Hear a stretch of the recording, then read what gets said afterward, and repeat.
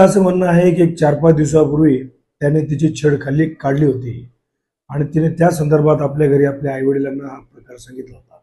आणि आज सकाळी 8:30 ते 9 वाजेच्या दरम्यान ती क्लासला गेली होती. त्यावेळेला त्याने तिला काहीतरी किस वगैरे केलं आणि सदर प्रकार तिने आई वडिलांना सांगितल्यामुळे आणि आई वडिलांनी त्या म्हणजे अवतीभोवती राहणाऱ्या लोकांजवळ तो प्रकार सांगितल्यानंतर लोकांच्या ज्या भावना आहेत त्या जरा तीव्र स्वरूपाच्या होत्या आणि मग त्यांनी जे आहे तर त्याला पोलीस स्टेशनला आणलेलं आहे.